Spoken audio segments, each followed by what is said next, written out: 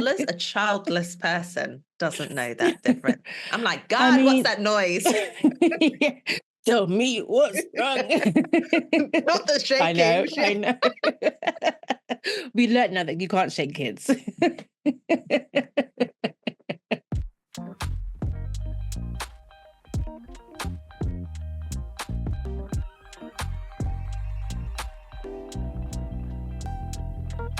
Ready? Feeling good? Yeah. Hang on. Kinda. Yeah. Right, we're going to get this ball rolling immediately. Hello, one and all. Thank you very much for pressing play. It's like I can't not do it on episode 49 of It's All Frolics. That's me, cute.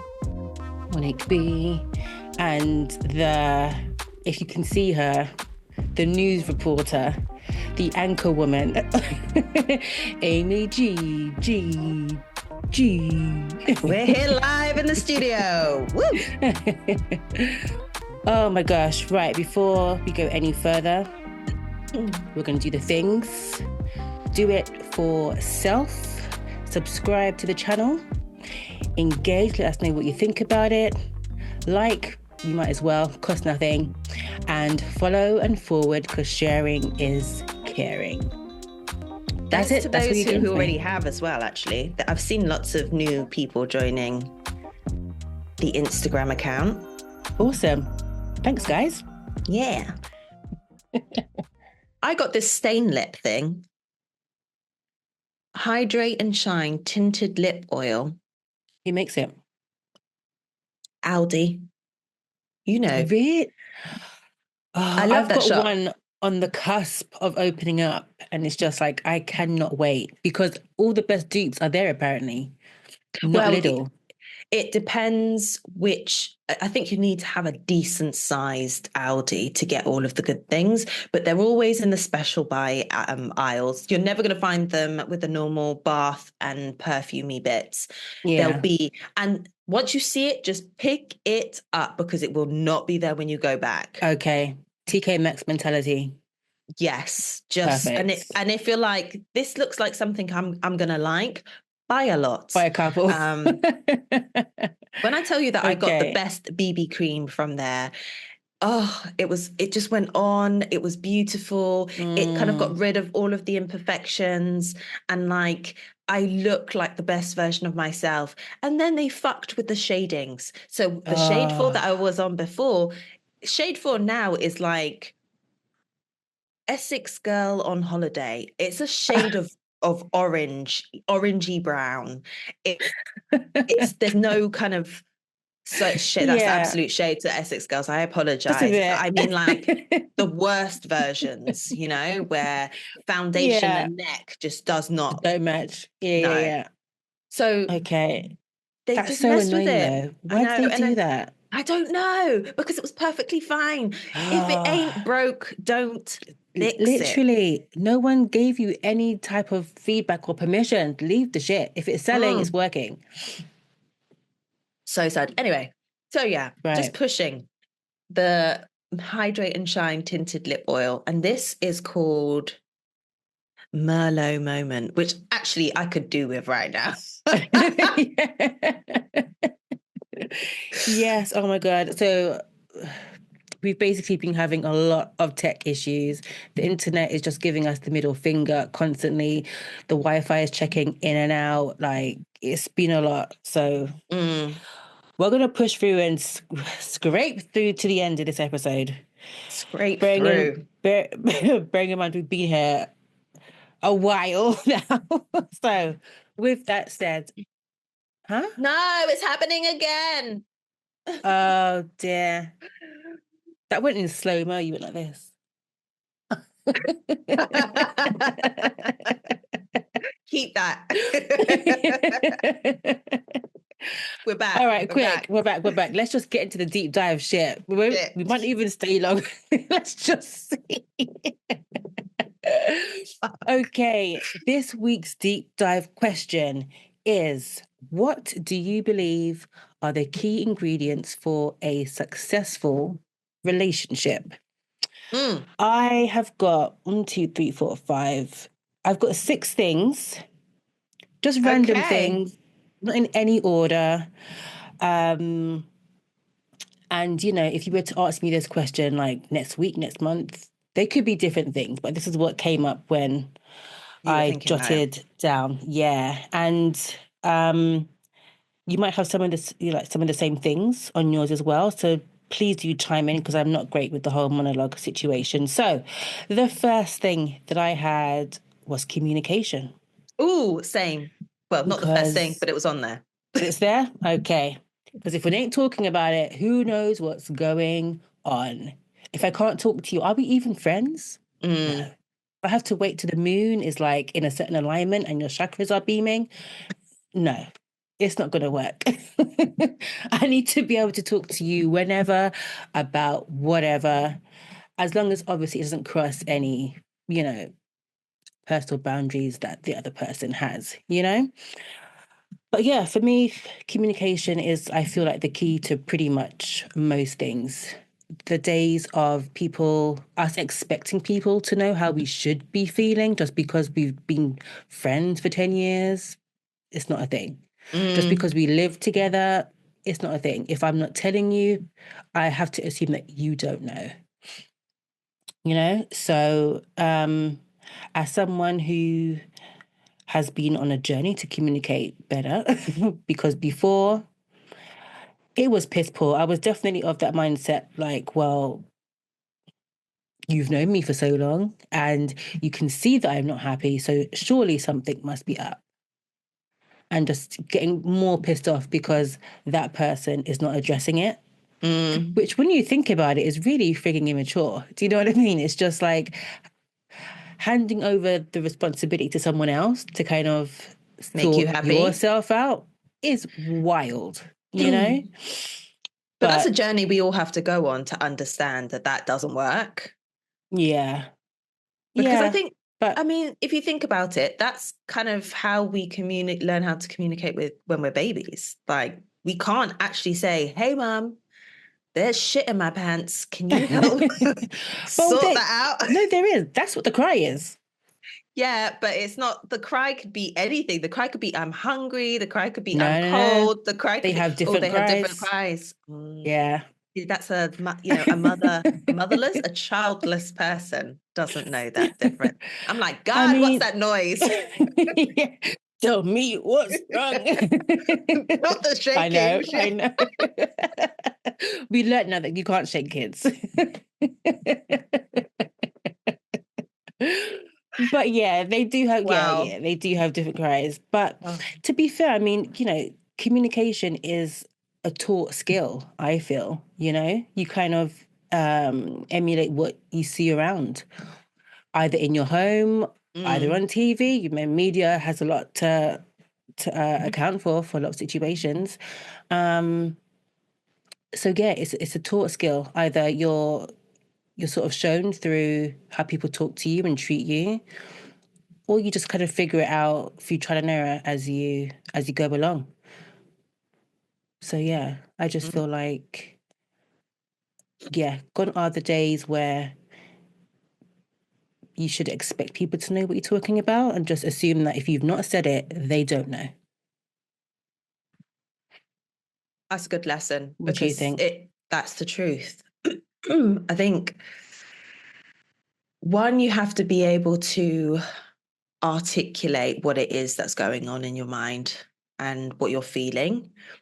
And also, I know we use the word grace a lot, but you have to be able to give someone, let's say, space to digest what it is that you're telling them, because their interpretation could be very, very different. So it's not just the words have left my mouth and now check in. Like, it's that whole idea of, have you checked that they understood what it is that you're saying? Because that's all part and parcel with it, like we've joked about expectations with cleaning. When I'm like, can you clean the kitchen? Yeah. I'm going to have to be specific about what I mean by that word, because my definition is different to other people. So Yeah. And also timings as well, like communicating. If I want things to happen, I have learned in my current relationship that I need to communicate when I expect that to happen. Even then, sometimes that doesn't work. But still, I have learned that I need to be able to do that, because I could assume, now that we've been together for a while, when I say, can this happen? You should know I mean now. The fact that I voiced it means I want it done now. Yeah. But like you said, you can't make that assumption that people understand that, or because they've got other stuff going on in their own lives. Yeah. So it's like, yes, this is my timings, or this is my expectation, but it's a two-way process. So it needs to be, okay, this is what I want, or this is what I need from you. This is when I need it or want it by. Are you able to meet that expectation? Yeah. So yeah, it's not just that it's out, it's also how it's been received, to check that. But yeah, communication was on there, with it being open and honest. And that links to one of my things that I have on my list, which is trust. Okay. Because I feel like if you don't have trust, then your communication will fall in a way that you don't intend it to. So, but it's really difficult, because I feel like any relationship, romantic or platonic, there needs to be trust there. Yeah. Building Absolutely. that takes time. Yeah. There's no shortcuts for that. No, that's very much built through experiences. That's definitely a trial and error. That's a whole getting to know you, learning someone, knowing their heart, their intentions. Which is so interesting, because, like, there are just some people that you meet and you're like, this is a person that I can get down with. So how do you know that? That's energy, isn't it? That's I guess energy. But then go on a holiday with that person, and then you'll really know. Right? An extended trip. I guess, though, that's trusting yourself in recognizing something about this person, and then feeling like, actually, I know I can say these things, or I can act this way in front of this person, because, a lot of times they're similar to you. I think that's what it is. It's like that energy alignment. Like they feel familiar. They've got this kind of a feel of safety to them. I'm not saying that, you meet someone and instantly, like, they've got your life story. Although sometimes, that's happened. See, with me, I don't share a lot, or I will share too much. Like, there's no gray area. Like, oh my gosh, I've just had like a flashback of, do you remember that time when, oh my God, I showed you and Kate my nipple piercing? Do you remember that? Just out of nowhere, it's like, oh, boob. And I remember your face was like, okay. Again, like, you hear nothing or you see everything. There's no in between. But do you know what? That's such a thing, because actually, like, if there was pre-warning, I don't think that you would have had the same response. Well, maybe. But the reaction was shock. Was like, oh, okay, that's happening right now. Do you know what I mean? Yeah. Oh my gosh. So So on one hand, I'm like, I don't understand how people can just, meet someone and then tell them the life story. But I don't know, if like the vibe is right and you're in the right mind frame, you can just unload a little bit, Yeah. So trust. I've just taken us off track. Sorry. No, not at all. That's what this is all about, isn't it? We go in all kinds of directions, and somehow claw our way back to the main course. Trust. So trust. Okay. Yeah. Communication, that being open and honest. I mean, I Because put openness on. Oh, sorry, go. no, I was just thinking because of exactly the same reason that you were saying in regards to, oh man, yeah, I've lost my train of thought. I was on a journey and then I took one step off the path and now I'm in the weeds. Derailed. Well, you mentioned grace before, and I had grace as like a separate subheading, because we are all on a journey. We're all learning. We are always changing as well. Like, what was good for me last year may not be good for me this year, and hopefully, as relationships go on, I feel like the same grace that you would want, you would give to others, right? So it's like just being open to the fact that, yeah, what was okay yesterday may not be okay today. And if you are kind of really committed to that person, again, platonic or in a romantic sense, you will give the person that space, Oh, I'm weeble wobbling now as well. Hold on. Train of thought has gone. It happens. I think it's because whilst you're talking about it, you're picturing kind of relationships that happen in, and then sometimes, well, at least it does for me, because I'm picturing a certain relationship or an example of a relationship, I suddenly am in that scenario instead of what I was talking about in the first place. And sometimes I edit. Sometimes I have like a double check, like, is that right actually? And it just takes me away. Yeah. So then you're Is that distracted ADHD? by the check. Yeah. Listen, I was just wait. Get out of my head. And but trying to be coherent.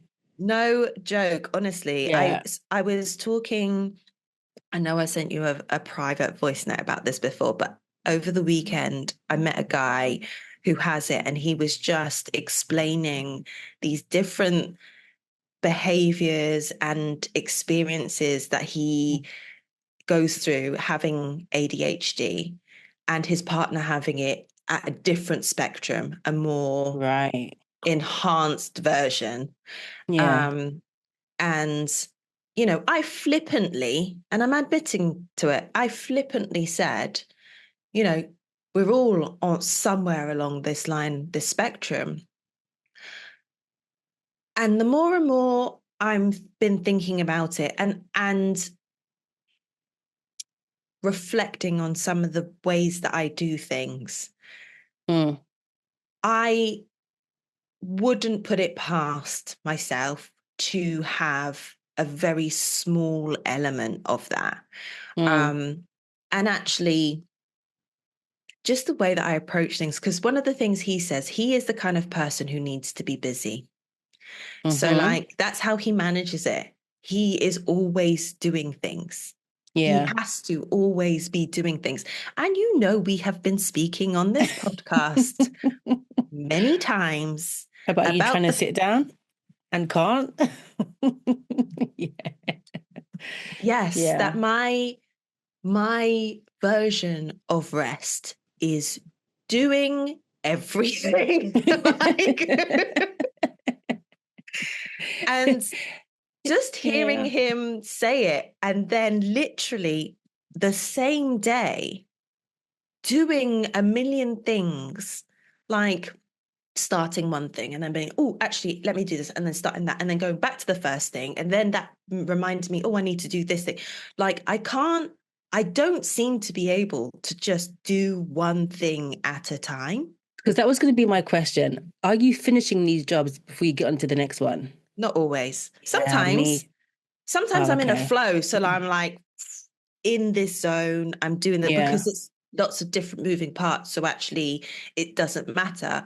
But if it's like an easy-ish thing, then I'll start doing that. But let's say let's say, right, whatever I'm doing, I'm putting together a bedside table. I love a flat pack. So I'm putting together a bedside table and I don't know, there's some dust that gets on the floor. So I'm like, right, let me clear that up whilst I'm doing the thing. So I go and get the dustpan. And then I'm literally dustpan in hand. I then remember, oh shit, I didn't do the tidying thing in the bathroom. So then I take the dustpan that was meant to be to go into the bathroom. And then when I'm in the bathroom, I see something that's lying around. So then I put the dustpan down to take the thing. So like it's actually the same. It's but mine always happens like en route.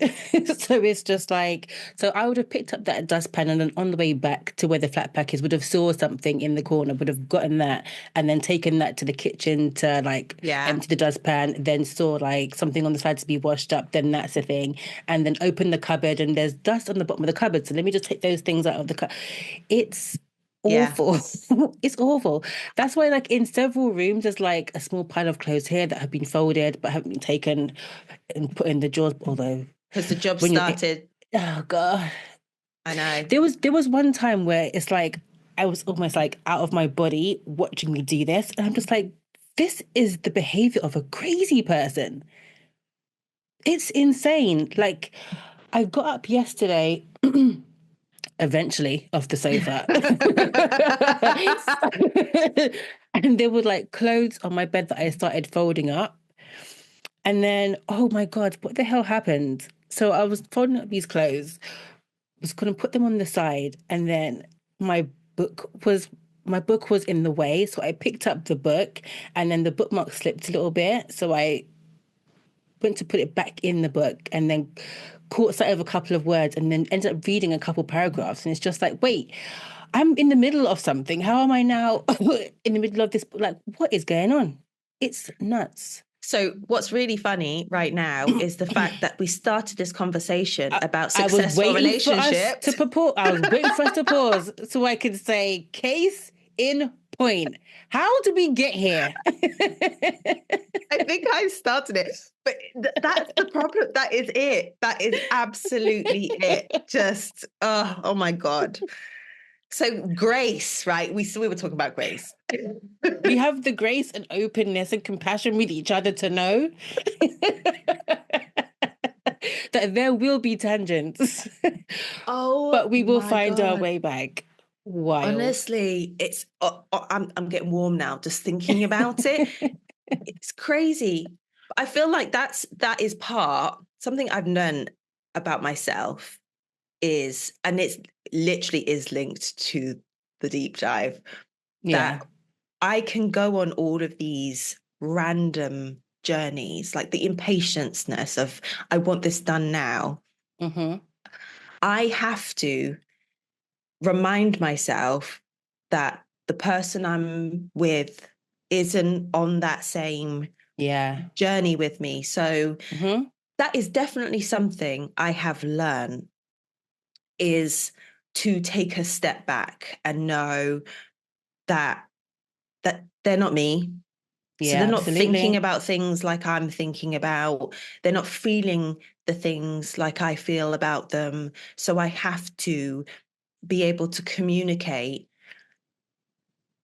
the importance sometimes, actually, like, why is it so important for this thing to be done now for me? And to be open to the answers. So that's a good one. I know. And that's difficult.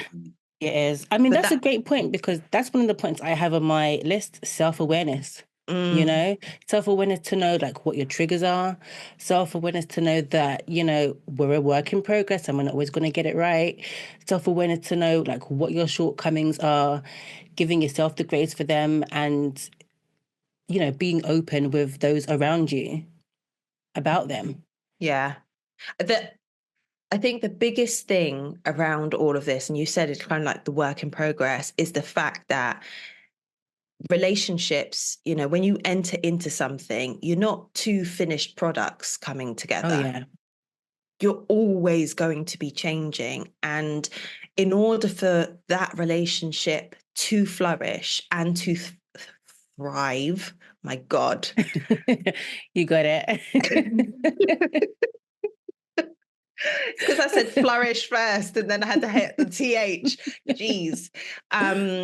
For it to be successful, you have got to be in partnership. And like, I think we said it before in terms of like checking in, how are we doing?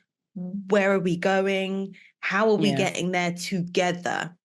Yeah. And if it's a case of actually, I'm not feeling this right now, to voice that not I'm not feeling a relationship, but I'm just not feeling the journey. Like, yeah. but also maybe if you're not feeling it, you need to speak up and you need to be able to communicate that.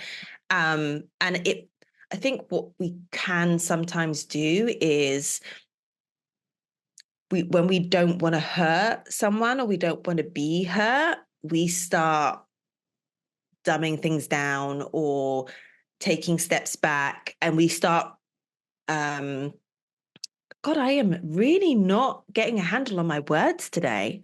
We start backtracking into the bad habits of, well, they'll pick up, I'm not smiling as much. I'm not laughing at jokes as much. I'm not engaged as much. So they'll get the gist that I'm just not present. Yeah. It's tough because it's work as well to communicate. And sometimes you just don't have the energy to. And sometimes that thought of they should just know feels really valid. Especially when it's like the same certain things. It's just like, this isn't new information. These aren't new behaviors. Like, you know how this plays out. Yeah. You know? But again, as you said earlier, what's going on the side of the tracks, you don't know. Yeah, I know. So it has to be voiced. But I don't know. That's why it can be easier to, if it is like a task-orientated request, to just do the thing yourself, because then it's done. You avoid the conversation because I'm tired. You avoid, the answers you don't necessarily want to hear. Yeah. I mean, sometimes it's a case of just picking your battles, isn't it? Because I feel like if there are times when you are just like, you just do it yourself, resentment can creep up. And that's something, and actually I have to say I may have cheated a little bit, because I made a list and it was like, I had a point and it had 3 points connected to it. And then I made another point and it was like 2. I'm like, no, because I feel like they're in a relationship with each other. So I'm like, oh my God. So actually, what are the elements of a successful relationship that I'm just like bunching all of this crap together? Obviously, there were the things that came out where, no abuse, which I've not mentioned it because I feel like that's a standard. Yeah. Absolutely. Yeah. There are no successful abusive relationships. So I mean, that ties in with boundaries, because I've got that on my list as well, because what may not seem like, okay, if we're going to put abuse up there, obviously not like the big stuff, right? But say like name calling. For some people, it's light and doesn't mean anything. Bit of bants. Bit of bants, exactly. But for someone else, it's just like, no, my name is this and you will call me that. Babe is acceptable, love is acceptable, but you're not going to be swearing at me. Whereas for someone else, it's just like, it's light. But as you said, learning other people, setting those boundaries. Yeah. It's a tough one. But what I wanted to say was, at least if I can remember what I wanted to say. My bad, because I did cut you off for that. No. This is just the thing. So it's not just the Wi-Fi and internet today that's not buffering. That is buffering. What was it that I saw on there? Oh, yeah, it was a case of like equal kind of mental load is coming to mind, but understanding that you're both kind of coming in and bringing in the same amount of energy, because that's where the resentment comment came.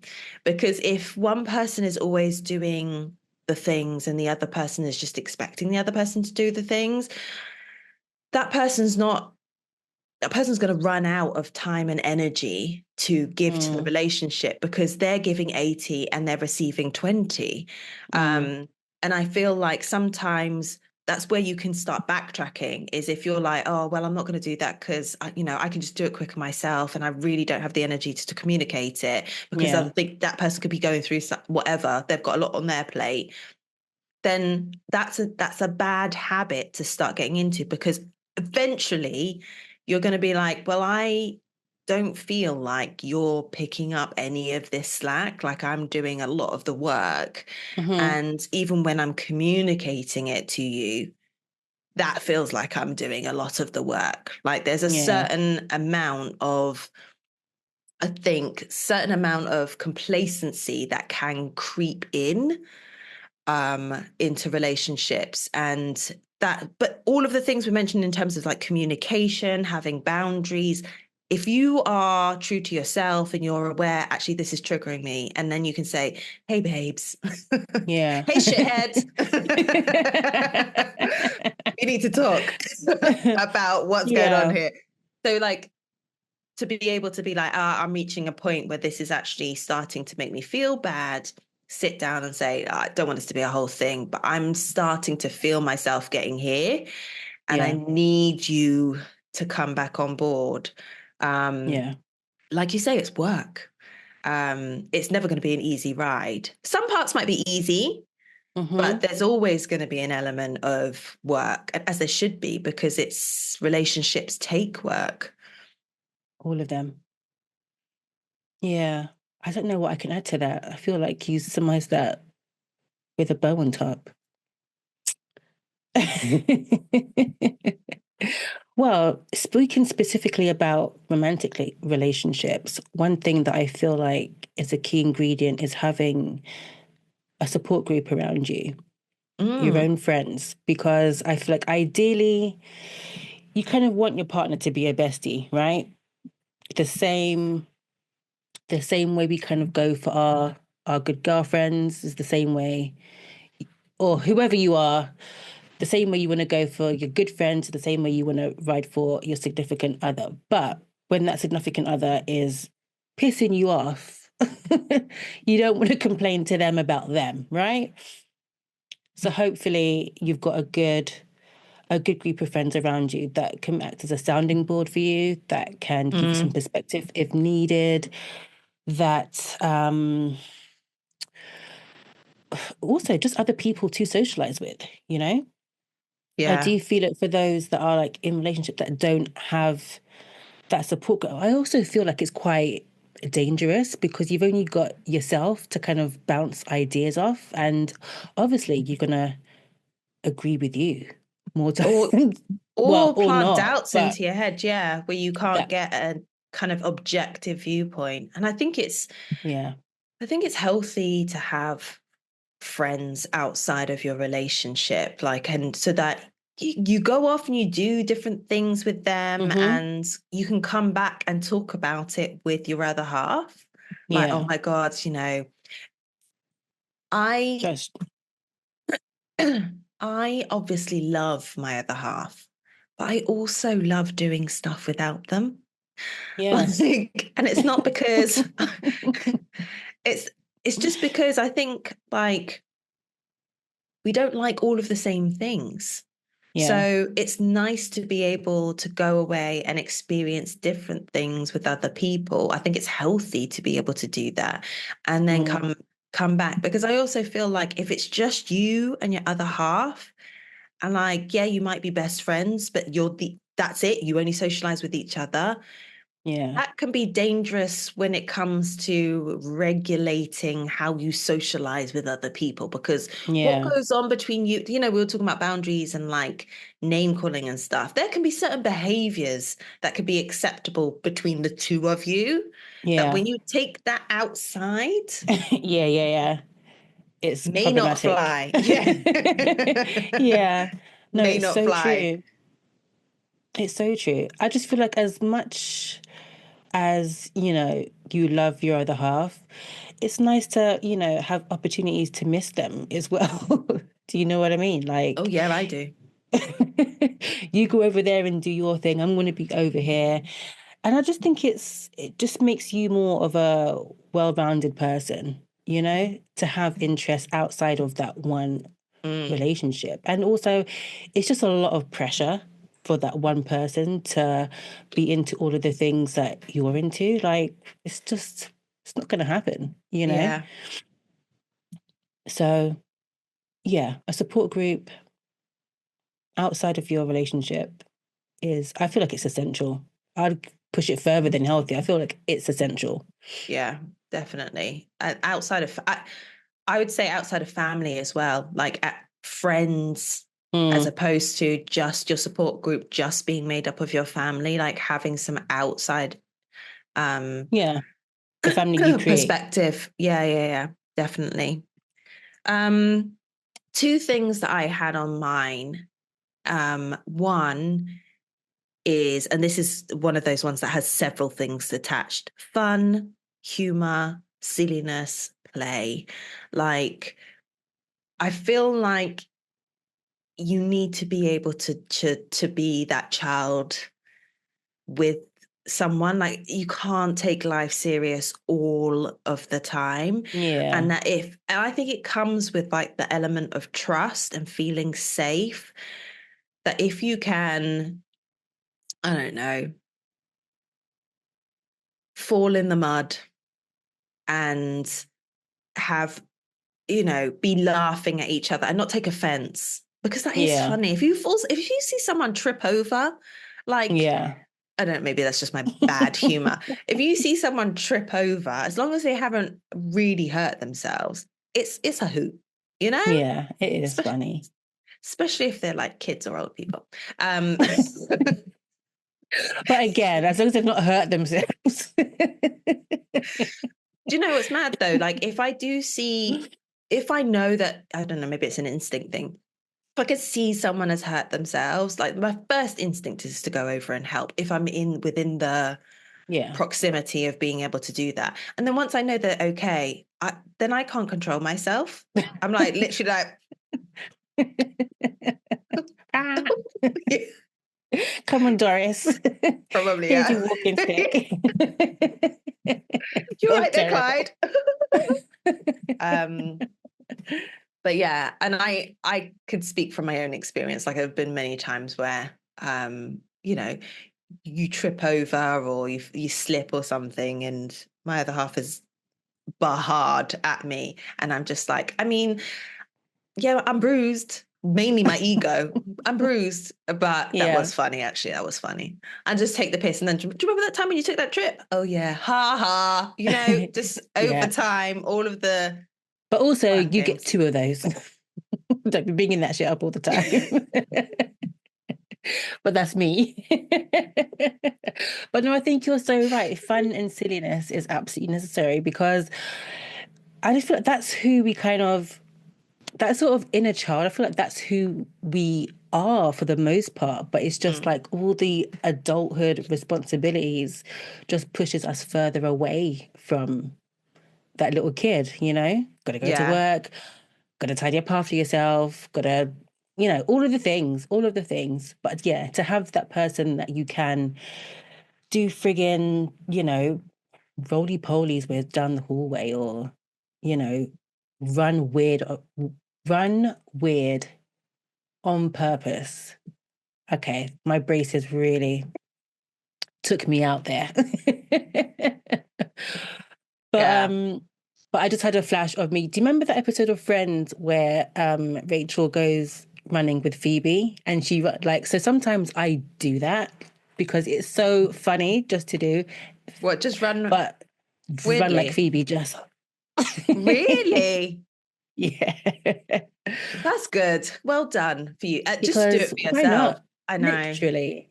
But not everyone's going to get that. So yeah, you want that person to be like, yeah, you're an ass, but love it. Yeah.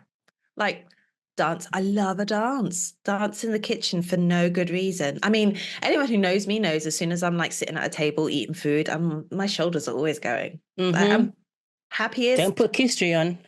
That's a whole rave. Gun fingers at ready. But yeah, having a bit of fun or playing sports with each other and stuff. I'm very competitive. But I do try to take the lightheartedness bit in there, only if I'm winning. Because we're still growing. It's a journey. I know. It's terrible when I'm losing. I'm just like, check out. I'm just like, I fucking hate this game. I know that. Yeah, I'm exactly the same way. Like, I want to win. I feel like I hide it well, but inside I am burning. Yeah, it's not cute. It's not cute at all. Not. But I'm self-aware enough to know this, you know? There you go. And then if you're with someone who knows that's what you're like, and then they can see it and be like, you hate this, don't you? And you're like, yeah. And they're like, good, keep playing. Like, those are the people. Do you know what I mean? Yeah. It helps you grow. It helps you grow. It does. The other thing is intimacy. And I'm not talking about wham, bam, thank you, man. I'm talking about like the cuddles, the kisses, the hug, like the hugs from behind in the kitchen that don't automatically mean you're now putting your hands on my breasts. I'm trying to cook. Okay. It's kind of like just that nice. Is the worst time, dude. Back up. That's a real like read the room situation. It is. But that kind of like soft touch, holding hands, you know, just sitting close to each other on the sofa, all of these small things. And also, obviously, the extra time. I don't know why I'm editing. It's not like kids are listening to this. The sex. Why do we do that? Why do we do that? I don't know. So funny. But yeah, all of that needs to be present. I don't feel everyone has a different kind of level of sex drive. So I'm like, whatever is comfortable for both of you. I don't feel like you need to be doing it all of the time for it to be a successful relationship. I feel like it needs to be genuine. That's the main thing. Like, it can't be a one-sided affair. And I feel communication, women, because we are hard, it takes us longer to kind of get in the mood. Wouldn't it be so much easier if it was a switch like them? I mean, would friggin' love it. I would. If I woke up and I was just like, yeah, just, you know, I'm not thinking about the fact that my kitchen needs to be cleaned or I've got like loads of washing to do or, oh my God, we've got no food. And I'm not thinking about any of that. I'm just like, let's fuck. I wish. It would be so much easier. Just like, oh, I have the shopping bags in my hand. I'm horny. Let's fuck. Like, wish. Oh man. And there's no shortcut. No. I'm sure. Come on, female scientists. There must be something out there that I mean, there is female Viagra. Yeah, but that's not. But then it's not. You can't be spontaneous with that. It's just you have to plan. Okay, taking it now. I don't know what the time frame is. Although 30 minutes. I did hear that there is like, I don't know, you know how you can get that collagen kind of powder and you take a drink every day, or there are like, I want to say there's like some sort of berry supplements that you can take every day, and it's supposed to, I don't know, increase the sex drive. Yeah. Ooh. I know, I'd be so down. Like, I would. Who doesn't like sex? Because also it's a workout. So it depends how vigorous you're going. I mean, like if you're just like lying there and taking it in, that's not very, there's got to be some hip thrusts going on. But if you're all supplemented up, I would expect there to be some exertion. Oh yeah. I do love a sweaty one. You know, when you're just like, your back's a bit damp and you're like, right, what do we eat now? Ordering from bed, do you know what I mean? A Deliveroo. That's so cute. Actually, I feel like that's kind of sexy. That's the kind of stuff you have when you're first in a relationship. You have all of that. Oh my God, I just can't wait to get your clothes off. But most of the time it's because you're not living together. So you're not seeing each other all of the time.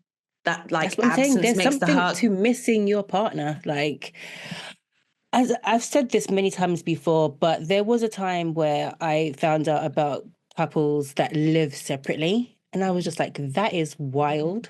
I think I first heard about couples having separate bedrooms. I was like, that's nuts. And then living separately, and I was like, that's crazy. But I don't know. I can see how that would really increase the longevity. Yeah. Because I mean, I think let me miss you. Well, let me just see you like 2 or 3 times a week. To fit you into my schedule. Yeah, So literally. Tell you what, you And then sleep a hell of a lot when I'm on my better. period, be gone. You know? Unless you're bringing me food and rubbing my back. No one needs to be present for that 5-day period, because it's like the day before, during, the day after, I'm still like not present. So let me cry into this Haagen-Dazs whilst watching. I was about to say Haagen-Dazs. Because I'm not a Ben and Jerry's kind of girl. Like I've never. But I am, but I know you're Haagen-Dazs. Yeah. What are you? Pralines? Strawberry cheesecake? No, I don't like bits. I don't like crispy bits. Oh, vanilla. Chunky.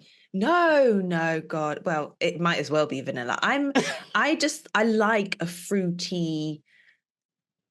I like a fruity ice cream. So I'm like a strawberry with the big chunky strawberry bits in. So strawberries and cream. I enjoy. Okay. I do like mint chocolate chip, but where have you seen that? Did Haagen-Dazs make one? They don't. No. That's so old school. I literally had a conversation about ice cream a while ago, because mint chocolate chip used to be it for me. I love mint chocolate chip. Can't find that anyway. Oh, I tell you where you need to go. Lidl. Really? Okay. Lidl, yeah, their gelato is okay. So good. Okay. Chef smooches. Those I've got I've got plenty of those around me. Okay. Yeah, they do good ice cream. See, look at us talking about ice cream, and we were talking just like how again. Let's draw this shit to a close. Where the breadcrumbs to get back onto the track. Okay, so key ingredients for a successful relationship. We've got communication, self-awareness, grace, compassion, openness, boundaries, support group, fun, intimacy, intimacy. Flexible, mutual, mental load, communication. Did we say that one? Yeah, we did, but it's cool. I mean, it counts for twice. Trust, that's it counts for twice. It's really important to say it twice.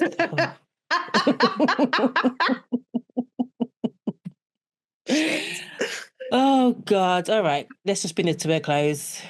Yeah. So those are the ingredients for a successful relationship. Guys, let us know if you know of any. There we go. That's better. Let us know what you think. Oh, dear. And if you missed any. I'm sure there are, because every relationship is different. Like some might not need half of the stuff that we listed, but I definitely feel like they're really, really integral parts, at least for the relationships that I am part of. Obviously, and intimacy, intimacy for friendships. I mean, you have different. Oh, actually, you sent that post. No, you do, because did you send the post about hugging? Yeah. Oh, that was Kay, but I was thinking that because when you were saying just romantic, I'm like, no, because I love a good hug from my girlies. Yeah. And, we can very much like be on the sofa with our blankets watching whatever. And that is quite intimate, especially if you're there for a while not saying anything. That is a lot. That's why when I started saying it, I was then like, actually, no, I don't know what I'm talking about. Intimacy is just different when it's in relationships, like friendships and stuff. I do love that though, actually. Just like, like if you ask, I mean, when I used to share a house with friends, like we'd just couch on the sofa and we'd all be like lying on each other and stuff. I remember my friend Mel, she used to be like, talk about like stroking eyebrows. I find that very strange, but other people enjoy it because it's relaxing. It is the action of someone stroking your eyebrows is really, really nice. It feels really nice. But for me, it's just that little bit. I wouldn't even let Matt do it to me. I'm just like, don't touch my eyebrows, please. Also because you'll rub them off.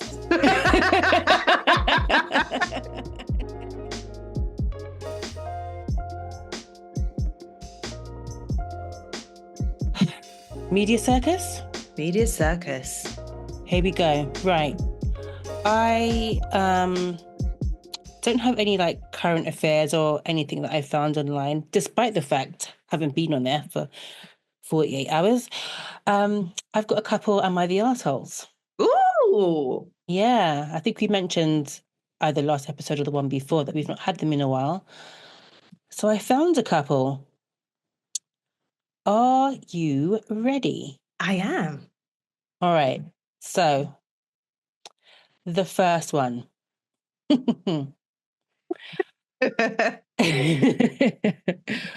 My boyfriend likes to be called daddy in bed while we're being intimate. I've obliged this request, but it's starting to creep me out, and I've decided I don't want to do it anymore.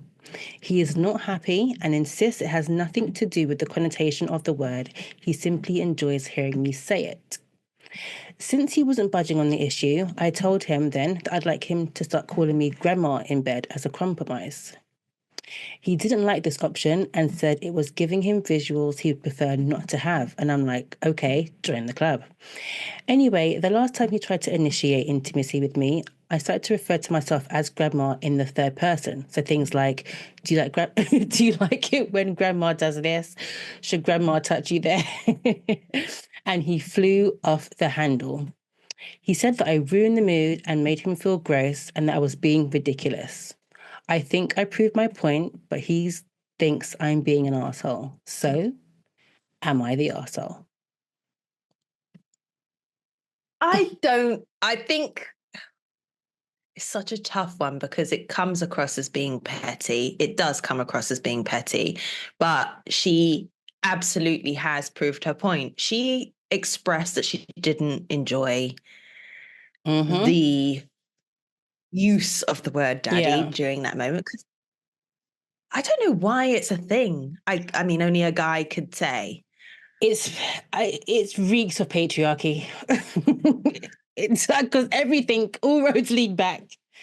All road leads back to dick swinging. Honestly. I don't think she's an arsehole at all. It's just a shame that she had to use that in order for her point to be heard, you know? It's my kind of petty, honestly. Yeah, but we just talked about successful relationships. Pettiness but she communicated. She did communicate. And as you said, things between couples are meant to be fun for both parties.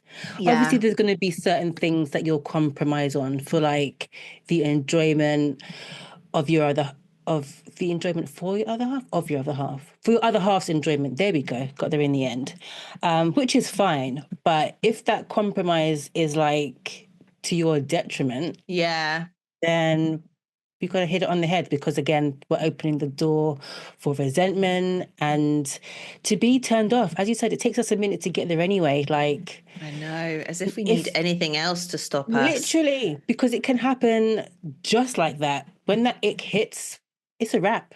I know. It's so hard to come back. It really hard. It really is. Because now I'm like planning recipes for tomorrow, doing like a mental food shop.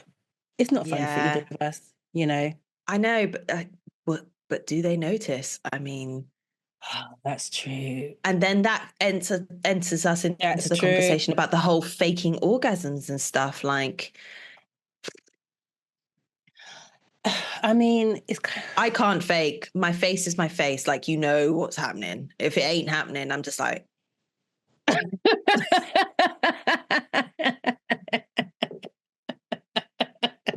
No one wants to do it to that.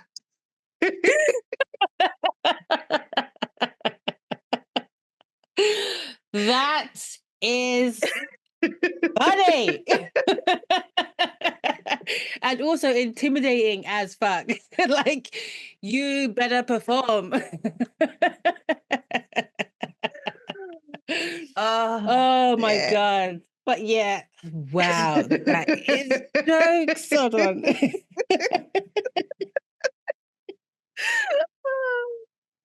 Oh, dear. Oh, wow. You're not rub my face in my face. That is funny. Yeah. Sometimes, you just have to do it, it's not fun having to fake it, but sometimes it's like, I'm tired now. I want to get out of here. I know. It's not great. It's not great. So bad. But And that is the thing, right? And I feel like I'm sure there are lots and lots and lots of females out there who can relate. And I wonder if guys experience it too, but just like when you've got stuff on your mind, you're not fully present. And honestly, I would rather not, because I don't feel like I am giving what you need in that moment. So I'd rather just like, let's just park it until we're both in a place, and then you get... It's a whole different experience, you know? Because I'm all here. Yeah, there's nothing worse when you just kind of just feel like a body. It's not cute. Or not even that, like you're giving, but it is essentially you're giving permission for your body to be used, because you're not saying no. Yeah. And I know it sounds really weird when you're like in that situation, because you're not like, no, I don't want to have sex because I don't want to have sex. It's like, no, I don't want to have sex because I'm not in the mood. I'm not in that space. Yeah. So, I mean, and then to throw in call me daddy, I don't think so. Not for me. And again, you know, I feel like we're kink friendly over here. Like, oh yeah, we're not gonna yuck your yum, but that's cute. I like that little phrase. Not gonna yuck your yum. Yeah, but I can't, because I've never understood it. I would actually like to know what the whole thing behind it is. Your partner being called daddy, or you calling him daddy, without, like, do you mean to tell me that you never ever see the image of your dad flash up? Like, how? Maybe it's different if you say it in a different language, like puppy. Hey, puppy.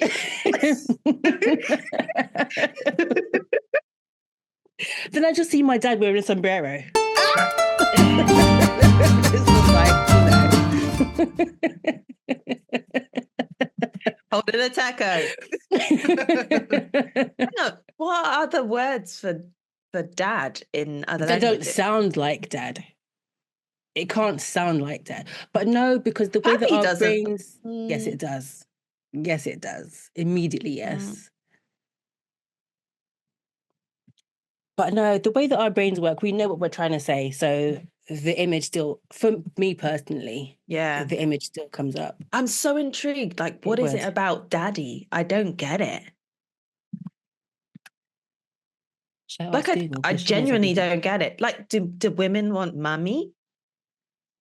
Call me mummy. No. I'm not having sex with my son. Ugh. Some people are into that. Or at least sucking their breasts. Literally. I wonder what it is. I wonder if it's like, I don't know. Like, do we have words that we want to be, other than I can hear like the derogatory ones, like call me bitch or something like that. Okay, so Google says it creates a power dynamic that enhances feelings of dominance, control, and masculinity. This in turn can boost confidence and self-esteem. Ego. Patriarchy. I wasn't wrong. Because literally your dad is like your first authority figure, right? Your first male authority figure. I never want to have that image in my head. In fact, right now, I'm so icked out. That we should move on? Let's. Absolutely. Please. Okay. Very quickly. Okay. Oh, I don't know if this is the best one to move on to, but we'll do it anyway. Oh, God.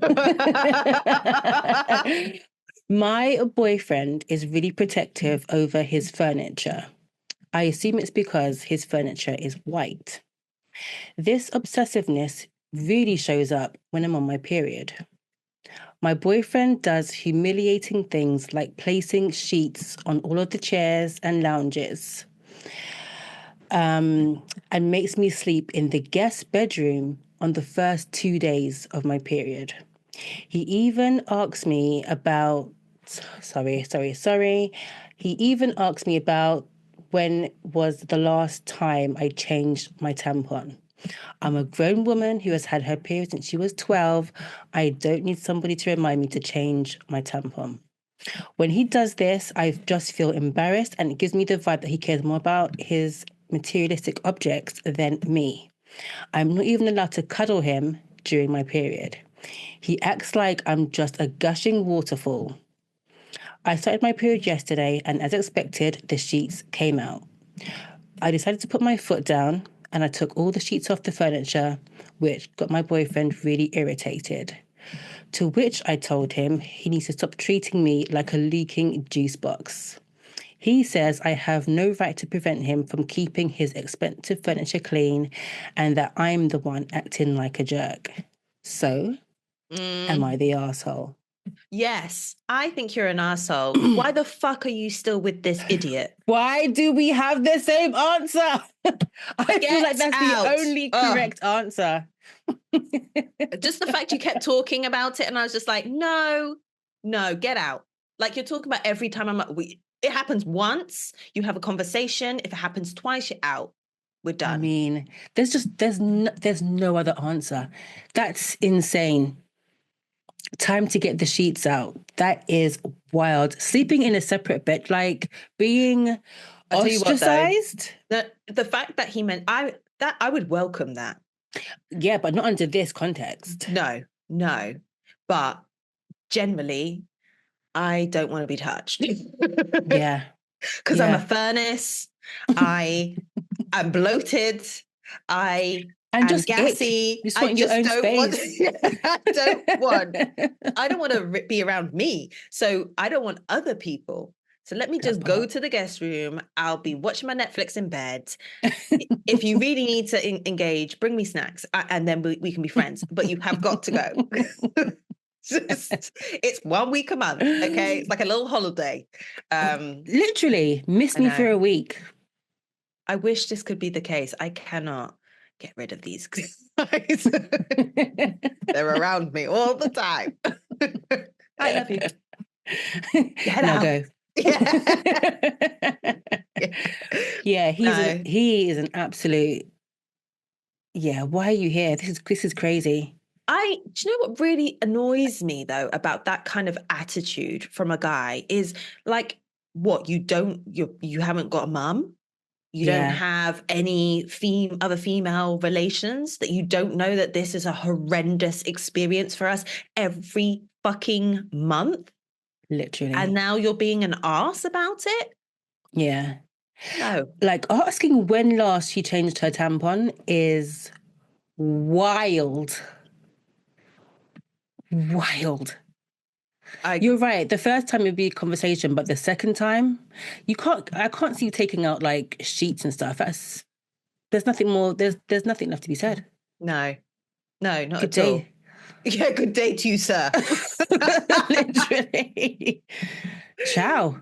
Oh, no. Oh my God. I was in such a good mood, and now I'm like angry at the world.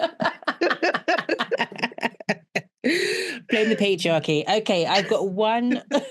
I've got one more. It better be fun. Spit it out. I am 17 and my sister is 21. She was always a rebellious child and never got into trouble. Our grandfather left us both funds for college in his inheritance. The only catch was we actually had to go to college. My sister was a party animal and she got pregnant at 18. My parents took care of everything and she still lives with us with no father in the picture, with the father not in the picture. Mm-hmm. I wanted to start looking for colleges now to be better prepared, but it turns out I have no money left.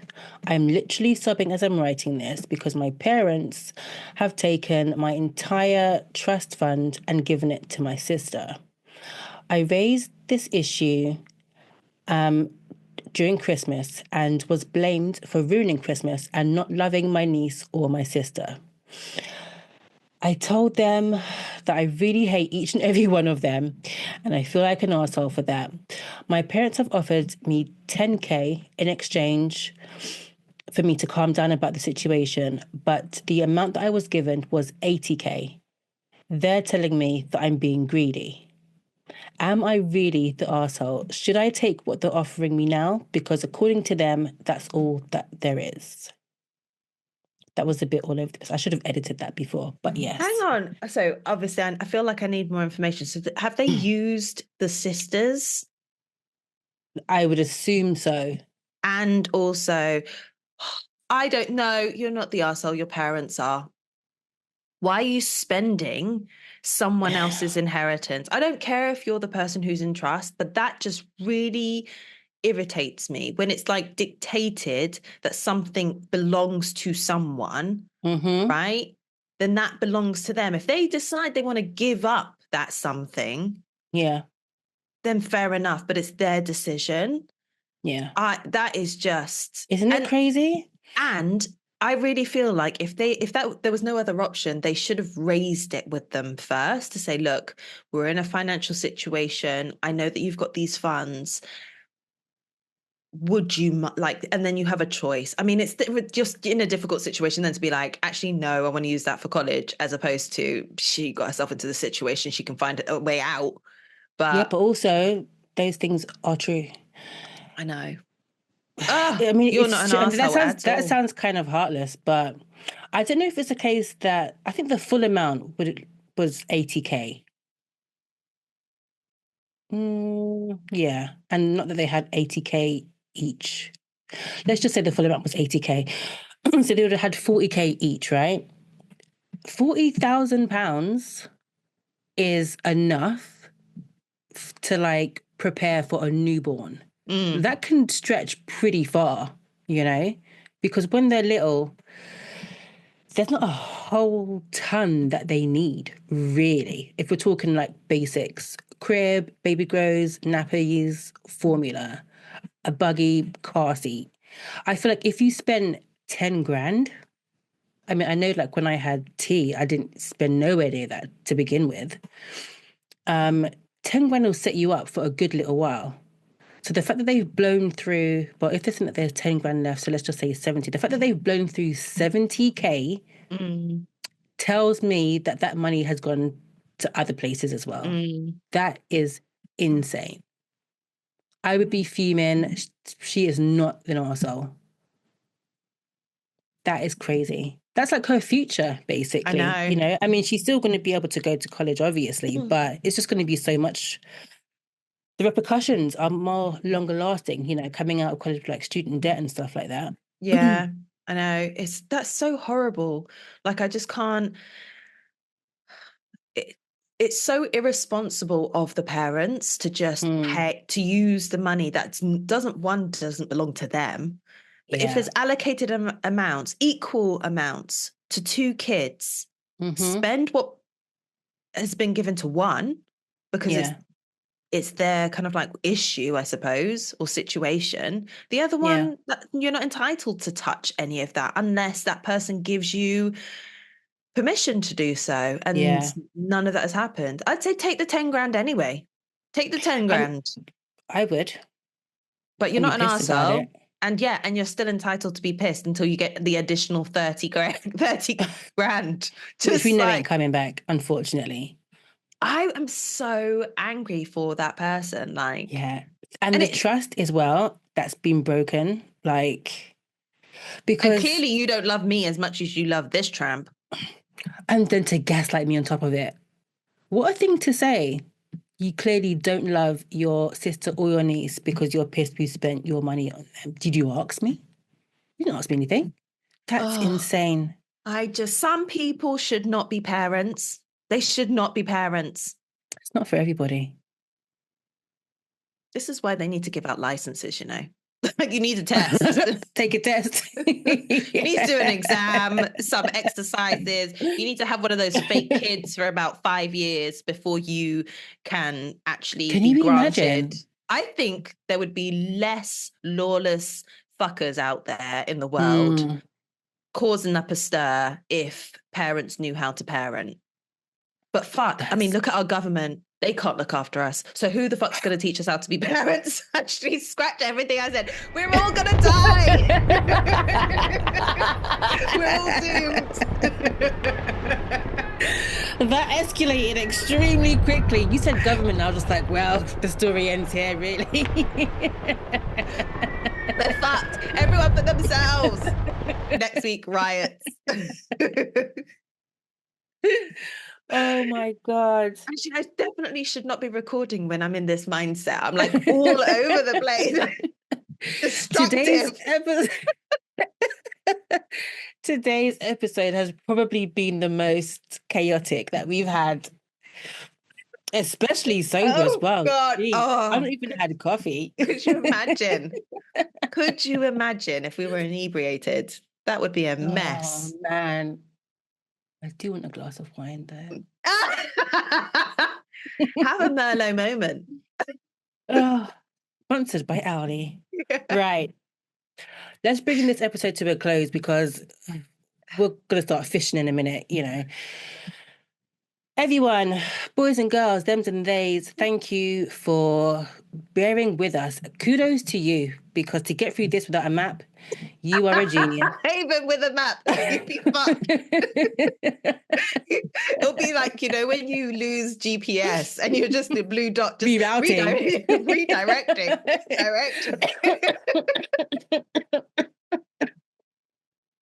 Oh my God, we gotta go. Do all the things, subscribe, engage, like, follow, and forward. Thank you for listening. It's been me, it's been she, it's been It's All Frolics. Ciao for now. Bye. Yeah.